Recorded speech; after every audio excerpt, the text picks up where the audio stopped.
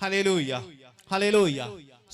सबसे पहले मैं आपसे ये बताना चाह रहा हूं, ये कहना चाह रहा हूं कि अगर आपको मालूम हो एक परमेश्वर है और दूसरा अबलीस है, यानी कि शैतान है, जिसे शैतान का नाम दिया गया है, अबलीस है। वो अबलीस कौन? वो स्वर्गदूत जिसको नीचे फेंका गया था, वो उसे शैतान कहा गया है, जो वो परमेश्वर का विरोधी है। तो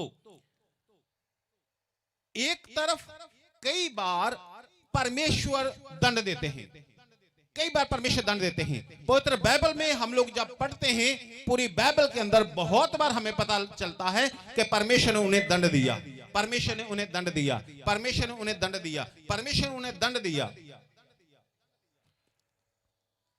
आज जैसे आपने उपवास रखे हैं, क्योंकि आज जो आपने उपवास रखे हैं, आज आपके जीवन में बड़ा काम होने वाला है। अगर परमेश्वर की ओर से आपके ऊपर कोई दंड है, अगर परमेश्वर की ओर से आपके ऊपर कोई सजा है,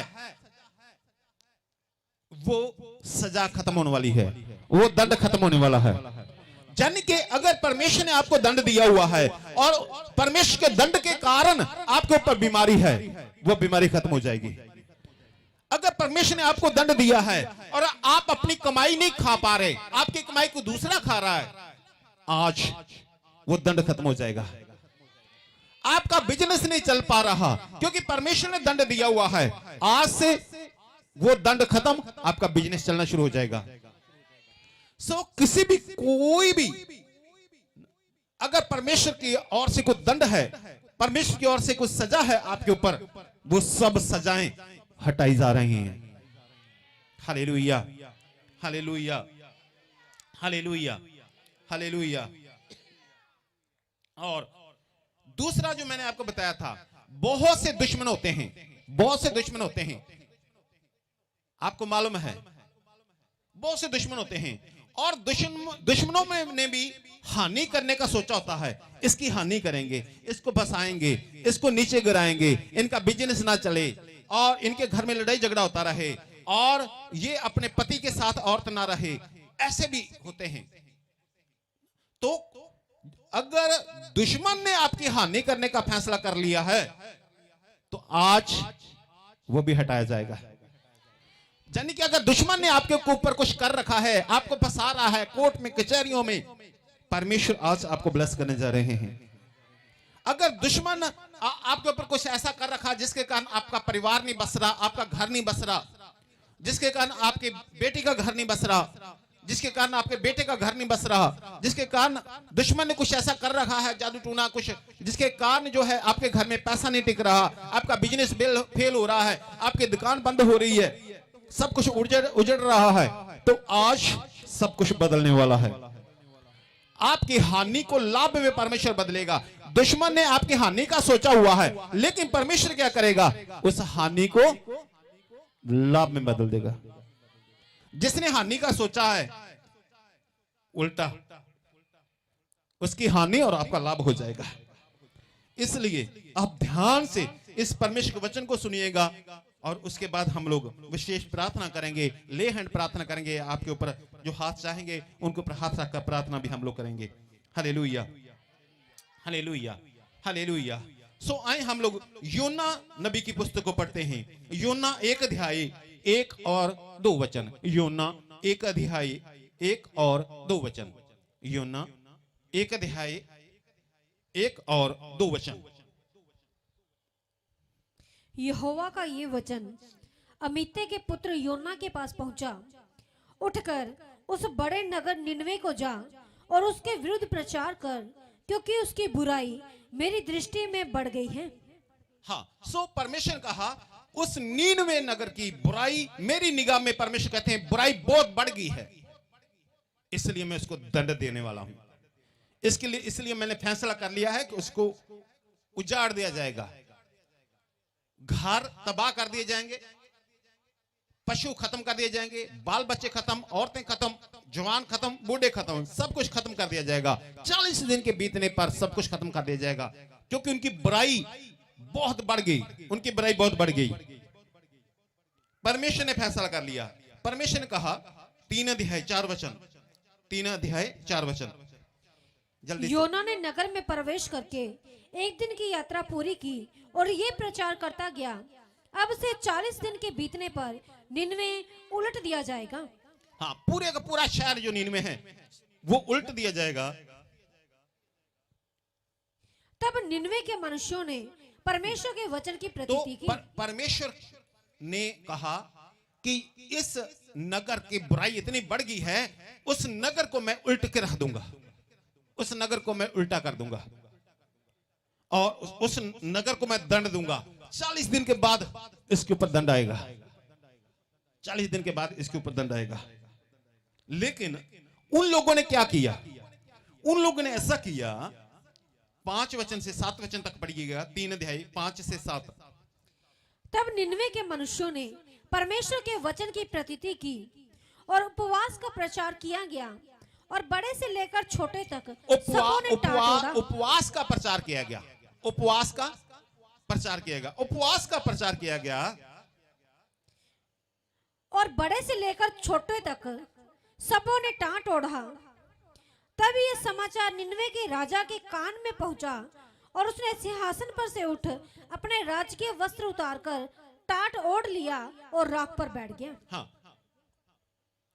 5 से 7 तक। राजा ने प्रधानों से सम्मति लेकर निनवे में इस आज्ञा का ढिंढोरा पिटवाया, क्या मनुष्य, क्या गाय बैल, क्या भेड़ बकरी, क्या अन्य पशु कोई कुछ भी न खाए, वे न खाएं और न पानी पिए। वे ना कुछ खाएं और ना कुछ पानी, ना पानी पिए, ना कुछ खाएं। असल में उपवास यही होता है, ना कुछ खाएं ना कुछ पिए। उन्होंने क्या किया? उपवास रख लिया। सब ने, बड़े छोटों ने, यहां तक कि उन्होंने पशुओं के लिए भी उपवास रखवा दिया। ठीक है। वो उपवास उन्होंने जब रख लिया, 10 वचन पढ़िएगा। जब परमेश्वर ने उनके कामों को देखा, जब परमेश्वर ने देखा भी उपवास रखकर ये क्या कर रहे हैं, उस समय लोग क्या करते थे? राख के अंदर बैठ जाते थे और सिर में राख डाल लेते थे, राख के अंदर बैठ जाते थे और टाट ओढ़ लेते थे। जब हम स्कूल में जाते थे तो एक बोरी की तरह टाट होता था ना, उस बोरी को पहन लेते थे, तप्पड़ पहन लेते थे जो उपवास करते थे। तो परमेश्वर ने देखा भी इन्होंने उपवास रखकर मेरे से विनती कर रहे हैं, प्रार्थना कर रहे हैं। जब परमेश्वर ने उनके कामों को देखा कि वे कुमार्ग से फिर रहे हैं, तब परमेश्वर ने अपनी इच्छा बदल दी और उनकी जो हानि करने की ठानी थी उसको न किया। परमेश्वर ने जो उनकी हानि करने की ठानी थी, परमेश्वर ने उस हानि को नहीं किया, परमेश्वर ने उस हानि को नहीं किया। तो आपको मैंने बताया, बहुत बार परमेश्वर की ओर से सजा आती है, बहुत बार परमेश्वर की ओर से दंड होता है, इसलिए सफलता नहीं मिलती। बहुत बार परमेश्वर की ओर से दंड होता है और बिजनेस सफल नहीं होते। बहुत बार परमेश्वर की ओर से दंड होता है और रोग होते हैं। परमेश्वर जी ने कहा था उस लकवे वाले से, रोगी से, देख अब तू चंगा हो गया, दोबारा पाप मत करना, ऐसा ना हो कि तेरे ऊपर भारी विपत्ति आ जाए। इसका मतलब विपत्ति आ सकती है। तो परमेश्वर की ओर से जो दंड था वो हटाया गया। वहां राजा ने उपवास का प्रचार करवा दिया, वे सब लोग उपवास रखेंगे जैसे आप लोगों ने उपवास रखे हुए हैं। जितने लाइव हैं हमारे साथ, उन्होंने भी उपवास रखे हुए हैं। हो रबाला शिदा रखा मना तना खबा बड़ा सीधे बेरी रेबी। सो आप समझ गए होंगे कि अगर तो ये परमेश्वर की ओर से भी सजा है तो आज माफ। परमेश्वर ने कहा इनका अपराध इतना बड़ा है, इनका पाप इतना बड़ा है, मैं नगर को उल्ट के रख दूंगा। सब पशु, सब बच्चे, औरतें, जवान, बूढ़े सब खत्म, पलट कर रख दिया जाएगा। लेकिन परमेश्वर ने जब वो उनको देखा ये उपवास रखकर अपने आप को दीन कर रहे हैं, अपने आप को नम्र कर रहे हैं, तब परमेश्वर ने निर्णय बदल दिया। Hallelujah, hallelujah. अब दूसरी बात, और दूसरी बात ये कि जब दुश्मन जो हैं वो करते हैं, दुश्मन हानि करने का सोचते हैं, जब दुश्मन हानि करने का सोचते हैं, अगर आपके खिलाफ भी दुश्मनों ने हानि का सोचा हुआ है, आज हालात बदल जाएंगे। ये पवित्र बाइबल में से मैं आपको साबित करना चाह रहा हूं एस्तर 3 अध्याय, एस्तेर 3 अध्याय, उसका 10 वचन हम लोग पढ़ेंगे। 3 अध्याय और 10 वचन। एस्तेर 3 अध्याय और 10 वचन। तब राजा ने अपनी अंगूठी अपने हाथ से उतारकर अगागी हमदाता के पुत्र हामान को, जो यहूदियों का बैरी था, दे दी। हाँ, तो राजा ने जो अंगूठी होती थी वो अधिकार की अंगूठी होती थी। अंगूठी से मोहर लगती थी, राजा लगाते थे। राजा ने कहा जो भी आज्ञा देनी है दे दे। उसने अपनी अंगूठी उतारकर हामान को दे दी, उसको दे दी। जब उसको दे दी, वो कौन था? यहूदियों का दुश्मन था। वो 3 अध्याय 10 वचन अस्तर, वो यहूदियों का दुश्मन था। तो उसने क्या किया? चिट्ठी लिखवा दी। पूरे 127 प्रांत, बड़ा राज्य था, पूरे राज्य के अंदर चिट्ठियां भिजवा दी। ये लिखकर के 12वें महीने की 13वीं तारीख को सब जितने भी हैं ये यहूदी, जितने भी परमेश्वर के लोग हैं, इन सबको एक दिन मार डाला जाए। इनके बच्चों को मार डाला जाए, जवानों को मार डाला जाए, बूढ़ों को मार डाला जाए, औरतों को लूट लिया जाए और इनका धन संपत्ति लूट ली जाए। इनके भेड़ बकरियां पशु सब लूट ले जाएं, इनकी जमीन जायदाद मकान सब लूट लिए जाए।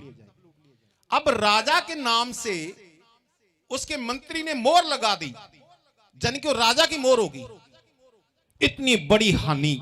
और वो चिट्ठियां भेज दी। घोड़ों पर हकारे जो होते हैं, हरकारे, और वो चिट्ठियां लेकर जा रहे हैं। यहां जहां पता चल रहा है, लोगों ने रोना शुरू कर दिया। बिहाय 12वां महीना आने वाला है, 13 तारीख को वो अपने, चलो पहले 13 वचन पढ़िएगा इसका, 3 अध्याय 13 वचन, इस तर 3 अध्याय 13 वचन। राज्य के सब प्रांतों में इस आशय की चिट्ठियां हरकारों के द्वारा भेजी गई कि एक ही दिन में, अर्थात अदार नामक 12वें महीने के 13वें दिन को, क्या जवान, क्या बूढ़ा, क्या स्त्री, क्या बालक, सब यहूदी मार डाले जाएं, सब मार डाले जाएं, हाँ, नष्ट किए जाएं, नष्ट किए जाएं, और उनका सत्यानाश किया जाए, सत्यानाश किया जाए, जिनके एक बच्चा भी ना छोड़ा जाए, और उनकी धन संपत्ति लूट ली जाए, और उनकी धन संपत्ति लूट ली जाए। ठीक है, तो ये ऑर्डर निकल गया। अब राजा का ऑर्डर है, उसको कौन बदले? हालांकि मंत्री ने राजा की मोहर लगाकर भेजा था, उसको कोई नहीं बदल सकता था सिवाय परमेश्वर के। हालेलुया। उस ऑर्डर को कोई नहीं बदल सकता था, एक था जो बदल सकता था, परमेश्वर। तो वो रोने लगे। जब ऐसा ढोल लेकर ढंग ढंग करके गले में पाकर ढोल खड़का रहे हैं, लोग सुनने के लिए चौक में आते हैं। हाँ क्या है? वो ऊंची देरी बोल रहा है, 12वें महीने 13वीं तारीख को सब जो परमेश्वर के लोग हैं उन्हें मार दिया जाएगा। बच्चों को मार दिया जाएगा, बूढ़ों को मार दिया जाएगा, जवानों को मार दिया जाएगा, औरतों को मार दिया जाएगा, और धन संपत्ति लूट ली जाएगी। वो तो बेचारे रोने लग गए। अपने बेटे का मुंह देखते हैं बड़े जो हैं और रो रहे हैं, हमारा बेटा तो 12वें महीने की 13 तारीख को मर जाएगा, मेरी बेटी तो 12वें महीने की 13 तारीख को मर जाएगी, मेरा बच्चा तो मर जाएगा उस दिन, और दुश्मन जो है उसे मार देंगे। राजा की आज्ञा है, कौन टाल सकता है? कुछ नहीं कर सकते। हमारा घर तो इतनी मेहनत से बनाया था, ये हमारा घर तो लुट जाएगा। हमारी धन संपत्ति इतनी मेहनत से हम लोगों ने इकट्ठी की, हमारा सोना, हमारा चांदी, हमारा पैसा ये ले जाएंगे, हमारे पशुओं को ये ले जाएंगे। वो बेचारे बहुत रो रहे हैं, उनको रात को नींद नहीं आ रही, एक एक दिन निकालना मुश्किल हो रहा है, एक एक मिनट निकालना मुश्किल हो रहा है। बिहाय अब क्या करें, अब क्या होगा, अब क्या होगा। लेकिन दूसरी तरफ जो दुश्मन थे, जिन्होंने योजना बनाई थी मारने की, उनको भी रात को नींद नहीं आ रही थी। वो अपनी तलवारों को तीखा कर रहे थे, वो अपनी छुरियों को तीखा कर रहे थे, वो अपने हथियारों को तीखा कर रहे थे। 12वें महीने की 13 तारीख को पहले तो सुबह जल्दी उठेंगे 3 बजे, 12 बजे के बाद को दिन बदल जाता है। तो ऐसा करेंगे, पहले तो वो कोठी वाले को मारेंगे, उनको लूटेंगे। राजा की आज्ञा है, लूट सकते हो। फिर स्पीड से जाएंगे, और जिनके घर के ज्यादा लोग थे वो ऐसा सोच रहे थे भी ऐसा करना, 3 लोग तो तुम इधर चले जाना, वो वाला उस पर कब्जा करेंगे, उनके पशु ले आना, सबको मार देना, 3 लोग इधर चले जाएंगे और उनके परिवार के लोग भी पूरी तैयारी में थे, उनके उनके औरतें भी तैयारी में थी। भी बड़ा हथियार नहीं चलाना आता, छोटा तो चलाएंगी। और उनको भी रात को नींद नहीं आ रही थी। उनको इसलिए नींद नहीं आ रही थी भी 12वें महीने का 13वां दिन आने वाला है, वो सब उनकी भैंसे, उनकी धान, उनके पशु सब हमारे हो जाएंगे, उनका मकान सब हमारा हो जाएगा, इनको तो हम सबक सिखाएंगे। अब तो राजा का ऑर्डर है। दुश्मन उधर योजना बना रहा है, रात को सो नहीं रहे, वो आपस में बैठकर चर्चा करते हैं किस किस को लूटेंगे, किस किस घर को जाएंगे, चिन्हित कर रहे हैं। इधर से जाएंगे फिर उधर जाएंगे, इस मोड़ पे वो है उसको जाएंगे फिर वो करेंगे, बर्बाद कर देंगे। दुश्मन इतनी बड़ी योजना बना रहा है। उनको बेचारों को नींद नहीं आ रही थी भी हाय 12वें महीने का 13वां दिन आएगा, हम लुट जाएंगे। उनको खाना अंदर नहीं निकल रहा था, वो अपने बच्चों के चेहरों को देख रहे थे भी ये तो मारे जाएंगे। परमेश्वर के लोगों, दुश्मन ने इतनी बड़ी योजना बना ली कि राजे से भी ऑर्डर करवा लिया था धोखे से। उसके मंत्री को मालूम था, मंत्री ने उसकी मोहर लगाई थी, राजा की अंगूठी लगाई थी, पूरी योजना बना चुका था वो भी इसको करेंगे, इनको लूटेंगे मारेंगे, लूटेंगे मारेंगे। हो सकता है आपके खिलाफ भी दुश्मन ने योजना बनाई हो, कोई भी दुश्मन ने, शैतान भी आपका दुश्मन है, दुष्टात्मा भी आपके दुश्मन है, कोई भी योजना बनाई हो भी आपका धन संपत्ति लूटना है। बीमारियों ने योजना बनाई हो कि आपका धन लूटना, दुष्टात्मा ने योजना बनाई हो कि आपका धन लूटना है, दुष्टात्मा ने योजना बनाई हो कि इनके बच्चों को मारना है, दुष्टात्मा ने योजना बनाई हो कि इनकी औरतों को मारना है, इनके जवानों को मारना है, इनके बूढ़ों को मारना है, इनके पशुओं को मारना है, इनका सब कुछ लूटना है। जहां असल में कोई आपका दुश्मन हो और वो योजना बना रहा हो, इनको फंसाना है, इनको खत्म करना है, इनको नाश करना है, इनका वहां लिखा है सत्यानाश किया जाए, इनका सत्यानाश करना है। अगर आपका दुश्मन आपके बारे में ऐसा सोच रहा है कि इनका सत्यानाश करना है, एक है जो दुश्मन की योजना को पलट सकता है और वो है परमेश्वर मसीह। ये हथियार तीखे कर रहे हैं, छुरियां तीखी कर रहे हैं, पूरी तैयारी कर रहे हैं। वे बस 12वां महीना आने वाला है, 13वीं तारीख आने वाली है, इसी बीच कुछ हो गया। क्या हुआ? 7 अध्याय 10 वचन पढ़िएगा।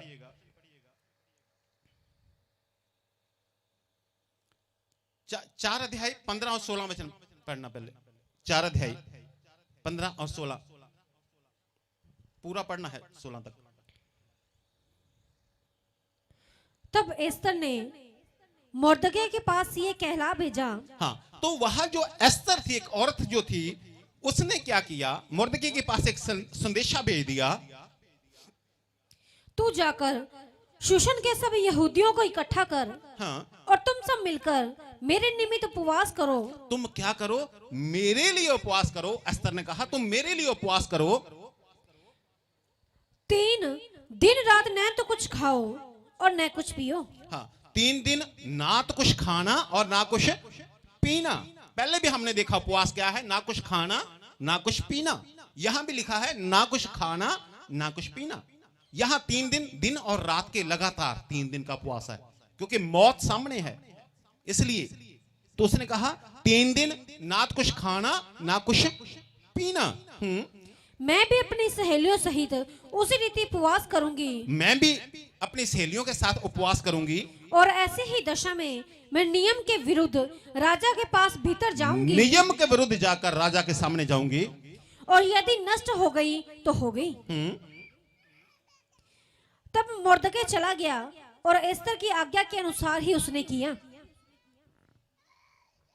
हालेलुया।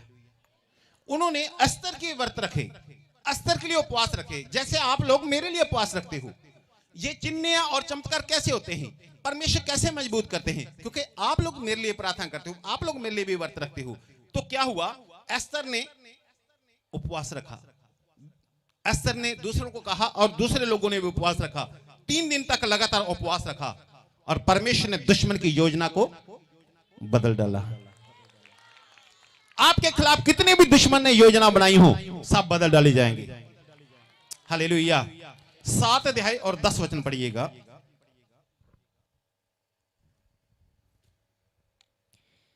तब हामान उसी खंबे पर जो उसने मोर्दके के लिए तैयार करवाया था लटका दिया गया। हाँ, तो क्या हुआ, परमेश्वर ने ऐसी योजना बना दी। आप पूरा पढ़ लीजिएगा, मैं आपको समय लगेगा कि पढ़ के सुनाऊं। तो जिस मंत्री ने, फिर से पढ़ने से, तब हामान उसी खंबे पर जो उसने मोर्दके के लिए तैयार कराया जो था, उसने परमेश्वर के बंदे के लिए एक खंबा, फांसी का खंबा 60 हाथ ऊंचा अपने घर पे तैयार करवाया था, लटका दिया गया। उल्टा ऐसा बन गया, उपवास रखने के बाद तख्ता पलट गया, उसी को उसी खंबे पर लटका कर मार दिया गया। वो जो मेन दुश्मन था, जिसने चिट्ठियां लिखवा दी थी वे सबको मारना है परमेश्वर के लोगों को, वो दुश्मन खुद ही मर गया।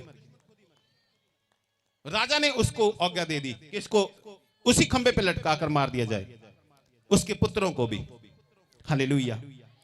इतना ही नहीं, 8 अध्याय 9 वचन भी पढ़िएगा। 8 अध्याय 9 वचन। उसी समय अर्थात और यहूदियों को उनके अक्षरों और भाषा में लिखी गई। हाँ, तो अब क्या हुआ, परमेश्वर के लोगों ने चिट्ठियां जारी की राजा के नाम से, राजा की मोहर से। 11 और 12 वचन। इन चिट्ठियों में सब नगरों के यहूदियों को राजा की ओर से अनुमति दी गई, राजा की ओर से अनुमति दी गई कि वे इकट्ठे हो और अपना अपना प्राण बचाने के लिए तैयार होकर जिस जाति या प्रांत के लोग अन्याय करके उनको या उनकी स्त्रियों और बाल बच्चों को दुख देना चाहे, उनको घात और नष्ट करे और उनकी धन संपत्ति लूट ले। और ये राजा अक्षय के सब प्रांतों में एक ही दिन में किया जाए, अर्थात अदार नामक 12वें महीने के 13वें दिन को। Hallelujah, hallelujah. राजा से दोबारा चिट्ठियां निकली और तेज चलने वाले, मैंने छोड़ दिया, तेज चलने वाले घोड़ों से वो चिट्ठियां सारे प्रांतों में, 127 प्रांतों में सब तक पहुंचा दी गई कि 12वें महीने के 13वें दिन को दुश्मनों को मार डाला जाए। सब कुछ पलट गया। उस दिन उन्होंने मरना था और वो जो तैयारी कर रहे थे, ये लूटेंगे वो लूटेंगे, परमेश्वर के लोगों ने उनका लूटा नहीं, कुछ भी लिखा है लूटा नहीं, लेकिन बदला जरूर ले लिया। हालेलुया।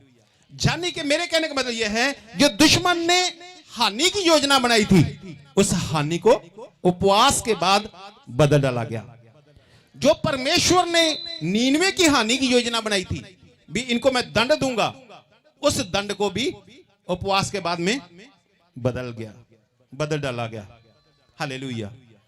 तो इसलिए जैसे अजरा में लिखा हुआ है 8 अध्याय 21 वचन में कि उपवास का दिन ठहराओ और अपने लिए, अपने परिवार के लिए, अपने बच्चों के लिए और अपनी धन संपत्ति के लिए सरल यात्रा मांगे। अजरा 8:21 में लिखा, इस आशय से कि परमेश्वर इस वर्ष हमारी रक्षा करे, हमारे बाल बच्चों की रक्षा करे, हमारी धन संपत्ति की रक्षा करे। परमेश्वर की ओर से कोई भी क्रोध हमारे ऊपर ना आए, दंड हमारे ऊपर ना आए, और दुश्मन जो हमारे ऊपर दंड लाना चाह रहे हैं उन्हीं के सिर पड़े और परमेश्वर हमें आजाद करे। हालेलुया। और मत्ती 6 अध्याय 1 वचन और पढ़िएगा। मत्ती 6 अध्याय 16, 17 और 18 वचन। मत्ती 6 अध्याय 16, 17 और 18 वचन। मत्ती की अंजील 6 अध्याय 16, 17 और 18। जब तुम उपवास करो तो कपटियों के समान तुम्हारे मुंह पर उदासी न छाई रहे। हाँ, परमेश्वर जी ने कहा जब तुम उपवास करो तो क्या करना है, व्रत रखो तो तुम्हारे मुंह पे कपटियों की तरह ऐसे ना छाई रहे, जान के सिर ऐसे करके भी हो, लोग देखेंगे भी हाँ इसने तो व्रत रखा है, और लोगों को बताते रहे मैंने व्रत रखा आज, मैंने व्रत रखा आज, मैंने व्रत रखा आज। परमेश्वर कहते उसका प्रतिफल नहीं मिलता। हाँ, फिर से पढ़ो 16, 17 और 18। जब तुम उपवास करो तो कपटियों के समान तुम्हारे मुंह पर उदासी न छाई रहे, क्योंकि वे अपना मुंह बनाए रहते हैं ताकि लोग उन्हें उपवासी जाने। हाँ, ताकि लोग उन्हें उपवासी जाने। मैं तुमसे सच कहता हूं कि वे अपना प्रतिफल पा चुके। हाँ, प्रभु कहते हैं परंतु मैं तो सच कहता हूं उसको प्रतिफल नहीं मिलेगा। परंतु जब तो उपवास करे तो अपने सिर पर तेल मल और मुंह धो। ये क्यों कहा? मुंह तो रोजाना धोते हैं, पर विष्णु जी ने क्यों कहा? क्योंकि जब लोग उपवास करते थे, मैंने आपको बताया क्या करते थे, सिर में अपने राख डालते थे, मुंह पे राख लगा लेते थे, टाट ओढ़ लेते थे। पर विष्णु जी ने कहा ऐसा करने की जरूरत नहीं है, तुम्हें सिर पे राख डालने की जरूरत नहीं है, राख के अंदर बैठने की जरूरत नहीं है। मुंह धोवो, सिर पे तेल तुल लगा के अच्छे से रहो, किसी को पता ना चले। नहीं तो राख डालते थे तो वो गली में भी जाता था तो पता चल जाता था शायद इसने उपवास रखा हुआ है। ताकि लोग नहीं परंतु तेरा पिता जो गुप्त में है तुझे उपवासी जाने। परमेश्वर तुझे उपवासी जाने। इस दशा में तेरा पिता जो गुप्त में देखता है तुझे प्रतिफल देगा। परमेश्वर तुझे प्रतिफल देगा, परमेश्वर तुझे प्रतिफल देगा। अगर आप सबको बताते फिरेंगे, मुझे बता सकते हैं, सबको बताते फिरेंगे जानबूझकर दिखावे के लिए, मैंने तो उपवास रखे, मैंने ऐसा किया, मैंने ऐसा किया, मैंने ऐसा किया, दिखाओ, ऐसा उसका प्रतिफल नहीं है। अब हो हालेलुया, हालेलुया। यशायाह 58 अध्याय 58, यशायाह 58 अध्याय और 5 वचन।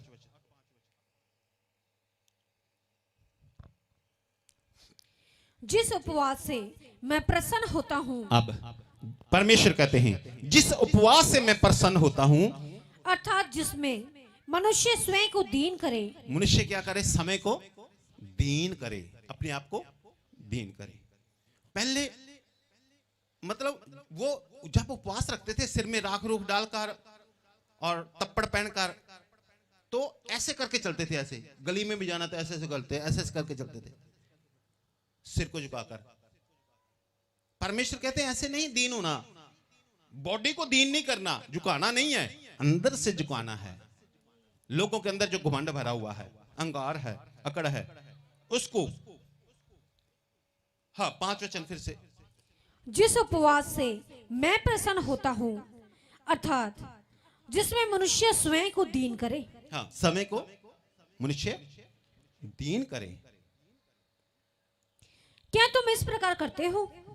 8 और 9 वचन पूरा पढ़ना है जो मैं वचन बोल रहा हूं। 8 और 9, 58 अध्याय 8 और 9।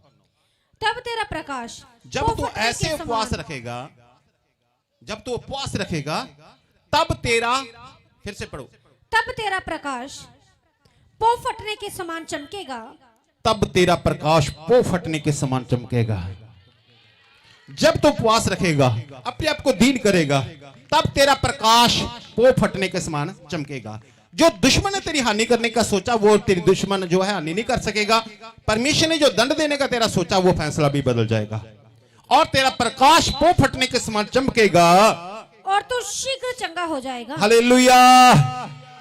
तू शीघ्र चंगा हो जाएगा।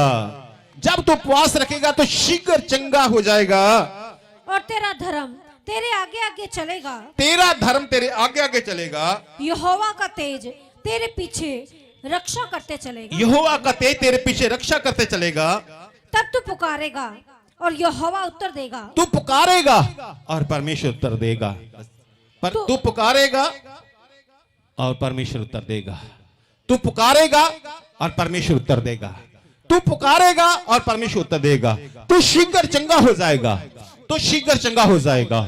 तू शीघ्र चंगा हो जाएगा। तू शीघ्र चंगा हो जाएगा। तू शीघ्र चंगा हो जाएगा। शीघ्र यानी कि जल्दी चंगा हो जाएगा। Oh hallelujah, hallelujah, hallelujah, hallelujah, hallelujah. जब आप उपवास करते, प्रार्थना करते हैं, परमेश्वर ने अगर आपके बारे में कुछ दंड के बारे में सोचा है, वो बदल जाता है। दुश्मन ने आपके हानि करने का सोचा, वो बदल जाएगा। हालेलुया। परमेश्वर आपको सिर बना देंगे। हो रब्बा राशिदा बाबा राशिदा बेरी रिब तेरी बेत गिरी रिबा। हो रब्बा लाशिदा बारा रब्बा। तेरे ऊपर परमेश्वर का प्रकाश चमकेगा। तेरे ऊपर परमेश्वर का प्रकाश चमकेगा। तेरे ऊपर परमेश्वर का प्रकाश चमकेगा। तू पुकारेगा, परमेश्वर उत्तर देगा। तू पुकारेगा और परमेश्वर